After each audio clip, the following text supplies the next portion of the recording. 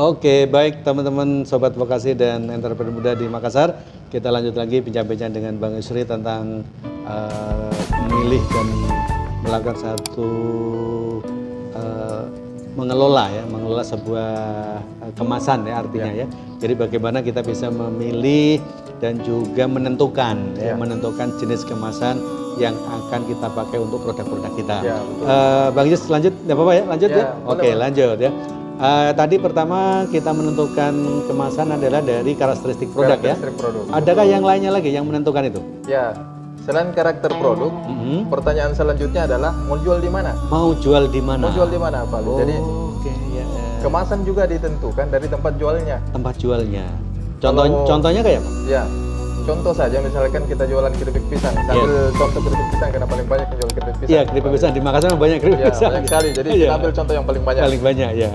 Jadi kalau teman-teman masuk ke suatu rumah makan, kan biasa di mejanya itu sebelum banyak itu saya lihat ya, kalau kita biasa pergi ke daerah dimanapun itu kalau rumah makan pasti di minimal pintu ada snacknya, ada snack di situ, snacknya di atas meja. Kalau teman-teman perhatikan model kemasannya seperti apa? Iya. Pasti kemasannya sangat sederhana, plastik aja. Ya, pakai plastik gula biasanya. Ya, plastik gula. Kemasannya yang boleh dibilang tidak terlalu menarik. Tidak menarik, tulisannya juga nggak jelas. Ya, kenapa coba dia punya kemasan seperti itu? Ya, kenapa? Ya, karena memang di situ orang sambil menunggu, sambil cemilan gitu. Karena kan tujuan utamanya orang di situ mau makan. Oh iya, betul. Tujuan utamanya orang mau makan. Cemilan itu nomor 2. Nomor 2. Nah, karena cemilannya jadi nomor 2, dia jadinya tidak prioritas. Oh, begitu. Karena orang maunya makan, dia cuma duduk sambil nunggu, sambil ngemil. Oke. Jadi kemasan jadinya tidak terlalu diperhatikan kalau dalam hal-hal yang seperti itu. Beda kalau orang maunya jadikan produk tersebut sebagai produk utama. Produk utama. Ya, dalam hal ini oleh-oleh. Ya, oleh-oleh. Nah, kan tadi orang masuk makan tujuannya mau makan. Iya. Beda dengan orang yang mau jadikan produk keripik pisang tersebut sebagai oleh-oleh. Oleh-oleh. Oke. Jadi mau tidak mau kemasannya harus bagus. Harus bagus ya. Ya, mulai dari sisi penampilannya, dari kualitas kemasannya. Itu semua harus bagus. Harus bagus ya. Ya. Oh, kalau begitu artinya ya ditentukan di mana kita jual tadi ya. Dari yang pertama tadi karakteristik produk, yang kedua adalah di mana kita akan menjual produk yang kita buat. Ya, betul. Di mana kita mau jual? Oke. Jadi Pak Bang Yusri, jadi ketika kita mau membuat sebuah kemasan untuk produk kita, jadi yang terpenting juga adalah di mana kita mau menjual itu produk ya. Jadi tidak asal bagus kemudian ternyata jualnya di situ. Nah, berarti boleh dibilang mungkin agak sedikit sia-sia gitu ya. Iya. Oke. Karena kadang-kadang pernah juga kami dapati teman-teman merasa kemasannya sudah bagus, kemasannya sudah berkualitas. Tapi kok lakunya sangat sedikit. Omsetnya tidak meningkat seiring dengan perbaikan kemasannya. Jadi ternyata setelah diperbaiki juga tidak ada kemajuan yang signifikan ya. Ya, ternyata karena tempat jualnya. Oh iya, betul ya. Jadi walaupun sebetulnya tidak usah dikemas begitu, jadi segitu juga ya. Iya, betul. Oke, jadi itu yang harus harus diperhatikan oleh teman-teman pelaku usaha, di mana ketika kita menentukan kemasan juga kita harus tahu dulu di mana sih produk kita itu mau dijual. Kurang lebih sama dengan kita berpakaian, Pak. Betul ya.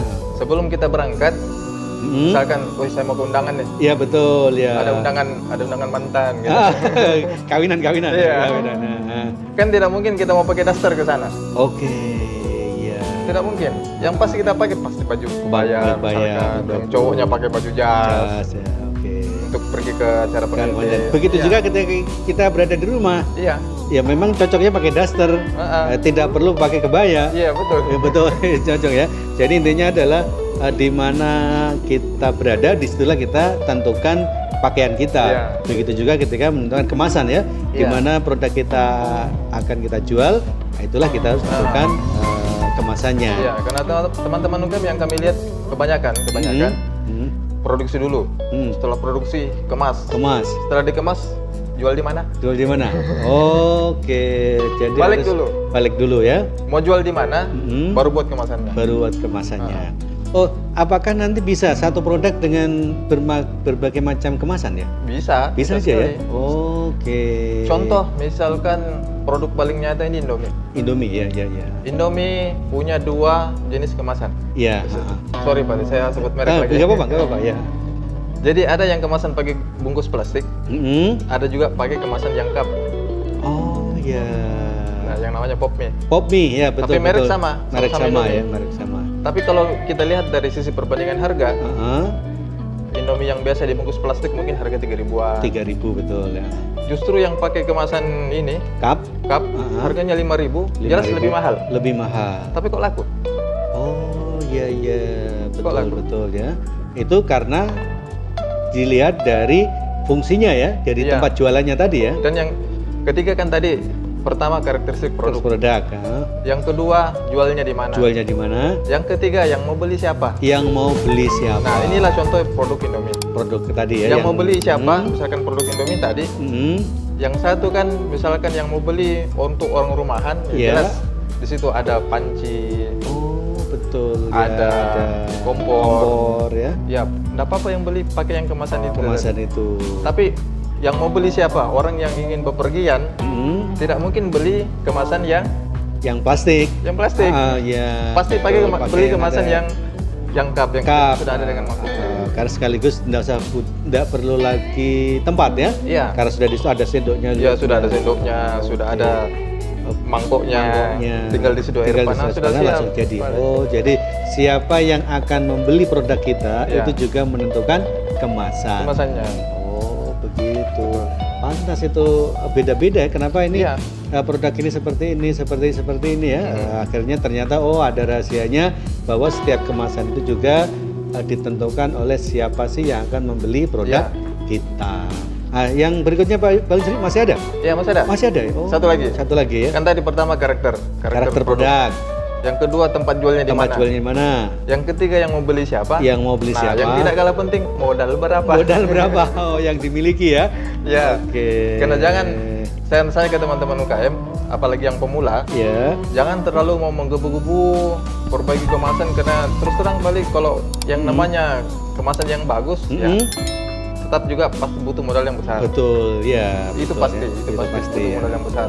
Tapi setidaknya kalau misalkan teman-teman yang baru mulai, banyak penjual kemasan di Makassar. Di Makassar ya. Kita bisa tunjukkan lokasinya dan kita juga di rumah kemasan kita terbuka ini tempat-tempat atau toko-toko yang Bapak Ibu bisa datangi, teman-teman bisa datangi, beli kemasan di sana. Beli kemasan di sana. Nah, nanti kalau sudah beli kemasan, pertimbangkan yang tadi, pertimbangkan tadi karakter produk, siapa yang mau beli, mau jual di mana. Nah, sekarang cari kemasannya. Cari kemasan dapat. Nah, nanti tinggal cetak stiker saja. Oh, stikering. Ya, itu jauh lebih murah, lebih efisien dibanding kita harus artinya mau membuat kemasan yang full printing. Itu kan memang full printing memang bagus. Ada tapinya. Ada tapinya pasti mahal. Betul Pak Bang Yusri. Jadi teman-teman itu tadi mungkin salah satu solusi ya dari Bang Yusri bahwa ternyata jangan buru-buru juga kalau kita baru mulai kemudian kita kepengen desain kemasan kita wow gitu ya. Jadi kita juga bisa memilah-milah gitu ya. Karena modal mungkin ya, kemudian juga karena tentunya juga kita selama ini sih melihat bagaimana sih membuat sebuah kemasan itu memang semenarik mungkin.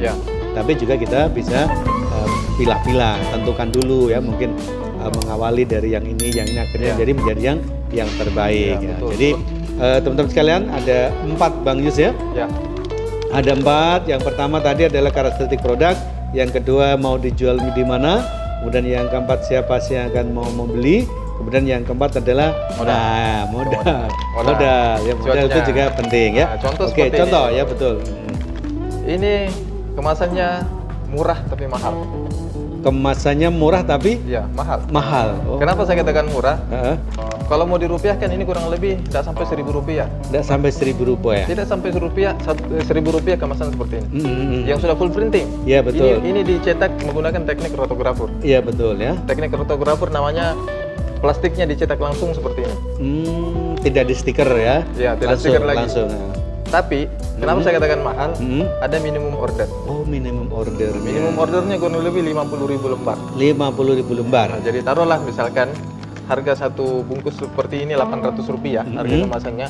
Kali 50.000 lembar, satu kali cetak kita butuh 40 juta 40 juta rupiah untuk kemasan stok. Ya. Satu desain.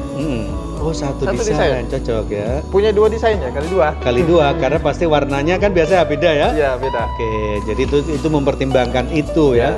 Nah, jadi oleh karena itu teman-teman juga harus melihat waktu, artinya kalau memang dihitung-hitung kemudian ternyata mampu ya nggak apa-apa ya, karena dan juga tadi itu menentukan pasarnya. Kalau memang pasarnya memang membutuhkan packaging yang bagus ya, saya kira dimodali juga nggak masalah ya. Tapi intinya adalah gimana teman-teman itu harus benar-benar melakukan satu kajian sebelum menentukan model kemasannya. Baik teman-teman sekalian, jangan lupa bantu subscribe dan share, kemudian juga like ya, supaya layanan dari channel ini akan semakin berkembang untuk memberikan informasi yang bermanfaat buat kita bersama. Kasih jempolnya dong. Kasih jempolnya. Nah, Bang Yusri, kita punya slogan, wirausaha kuat menguatkan Indonesia. Wah, mantap. Oke, boleh sama-sama. Wirausaha kuat menguatkan Indonesia. Saya Ali, maksudnya mohon maaf. Assalamualaikum warahmatullahi wabarakatuh.